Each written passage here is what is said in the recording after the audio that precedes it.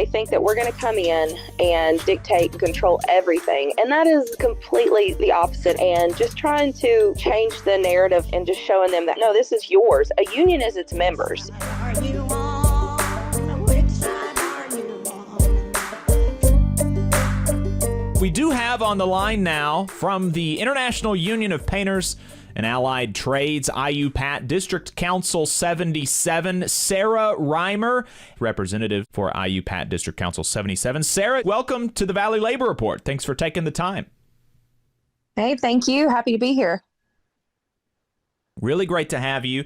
So I wanted to talk about, your, how y'all came into the union and what it's like being a union member, in a right-to-work southern state. And so we'll start with you, Sarah. Can you explain to folks when they hear painters, some people may not know exactly all of the work that your members do. So what sort of work do members of IUPAT District Council 77 do? Oh my goodness. So yes, we are the International Union of Painters and Allied Trades. So we do drywall finishing, glazing, which is not donuts, but that would be, installing glass, storefronts and stuff. And then we also do industrial, commercial, and sometimes even residential painting. So, and floor coverings too. It just depends on what the material is. So we cover a lot of different industries. And so how did you join the union, Sarah? How did you get into this business? Well, so I came from a family of painters and or industrial or coatings engineers. That's what my dad always called it. But I grew up in it. So I grew up having that respect and knowing where his paychecks came from. And, he was a big proponent in why I got in. But, I didn't initially want to, I guess, as any teenager. So I fought against it. But then I kind of got in a financial situation and ended up joining. And it was the best decision I ever made. Literally, it changed the trajectory of my life in the best way possible. And so were your parents union painters down in Mobile or in South Alabama where you're at now, or were they from somewhere else? So actually, Jacob, I am from East Tennessee. Okay. Okay. Our district council covers 7 states, and I love Alabama. I have worked in Alabama several times, and if given the opportunity, I would jump ship and move there.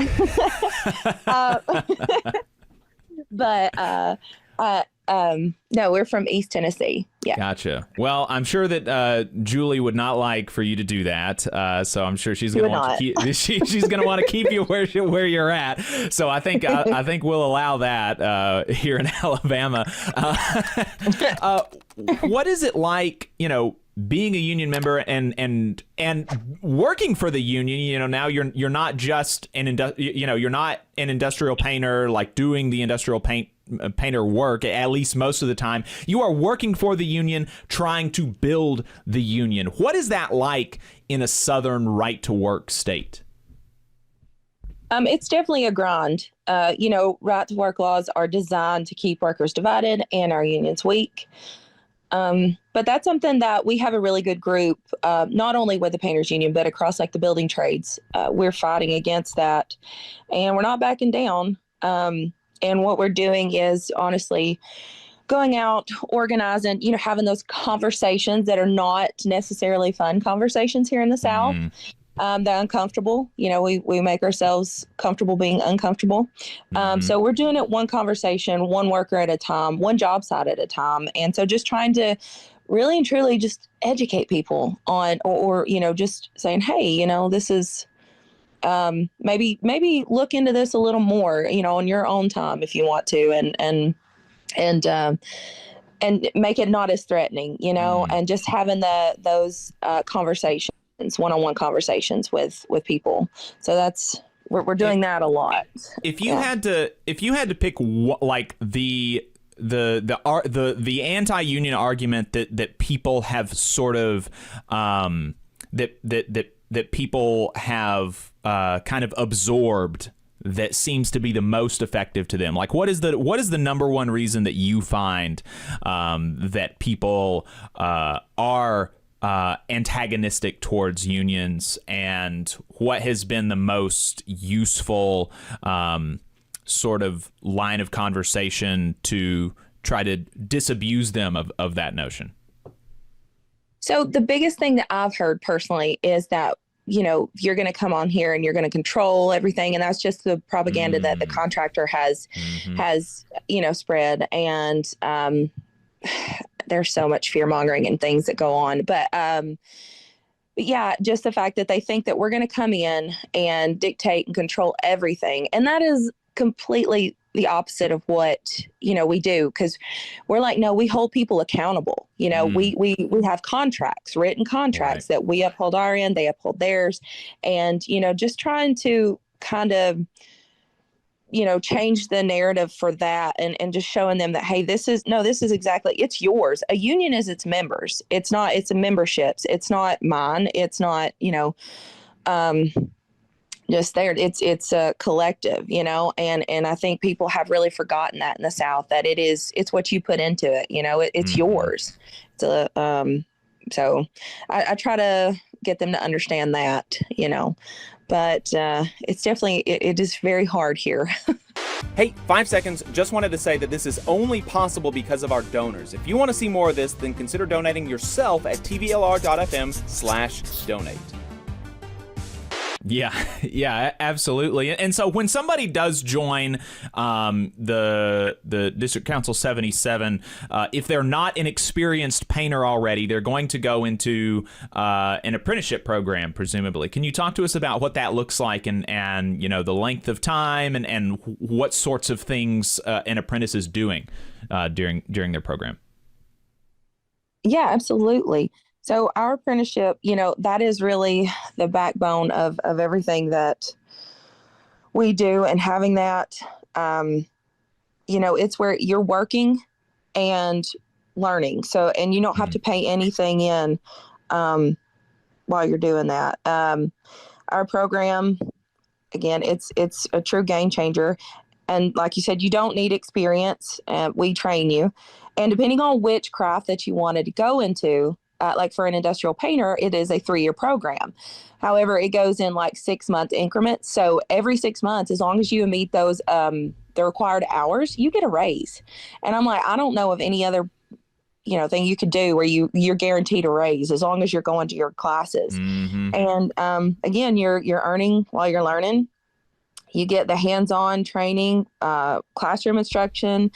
You learn the safety tools, surface prep, coatings, you learn all of it. And it's up to standards. You have no student debt. And when you graduate, you're a journeyman. And with the credentials that you get, you can actually travel across the United States if that is something that you wanted to do. So, which was a big perk for me when I initially started. So, we have a certification training called the Certified Applicator Specialist training. And with that, like there's places that will actually pay you more for having that on the job. So, and just whatever's negotiated in that contract, right? So our and I'm sorry, I'm getting off topic. I'm just very passionate about our training. But our apprenticeship program for industrial painters is catered to that. So when you complete that, you will have that CAS certification. And it really is. It's awesome. And like to not have any debt. It's amazing. Absolutely. The earn and learn nature of the building trade union apprenticeship programs are really exciting. And something that isn't talked about as much is, I think, the ability to, move across the country and having that as, as something like a safety net. If you are an electrician and you go to like a local contractor and you work for them, if business if business goes down in your local area and you're working for a local contractor, they lay you off. You don't have, you don't have a literal international organization where you can go and say, hey, work is low in Huntsville, Alabama, or in Chattanooga, Tennessee.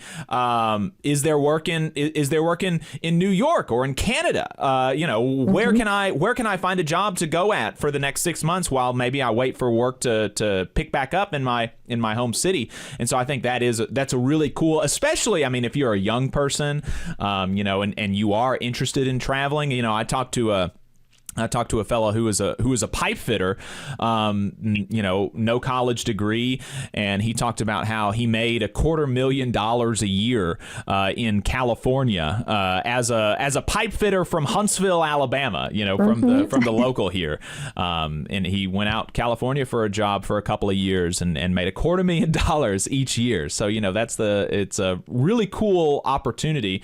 What is the compensation package like for a journeyman painter in Alabama and Tennessee if you're part of the union? And can you talk to us about the compensation package during the apprenticeship program?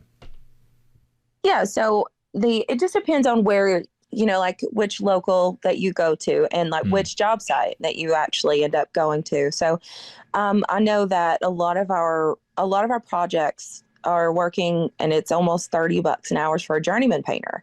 And, that's what you see on your check on the hour, right? And that's not like exact for each location, right? But it's upwards of like, it's almost $30, or it could be over $30, and then your benefits package is paid in on top of that. Like, it's not something that is taken, the contractors are paying that in for you. And as an apprentice, you get the same benefits package. Now you get a lower rate, of course, but you still get that same benefits package, and you're paying in for a pension and also health insurance. So it just depends on the contract, like what the amounts and stuff. So. Well, Sarah, I really appreciate your time this morning. Enjoyed the conversation. If folks want to become a union painter with IU Pat District Council 77, where do they need to go? Okay, that's a great question. We want everyone.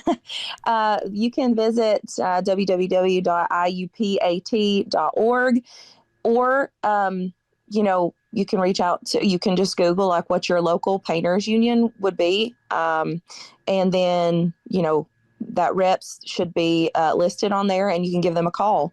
All right. So simple as that. Then Sarah go online Reimer, application. Sarah Reimer, International Union of Painters and Allied Trades, District Council 77. Thank you for your time. I appreciate it. Thank you so much.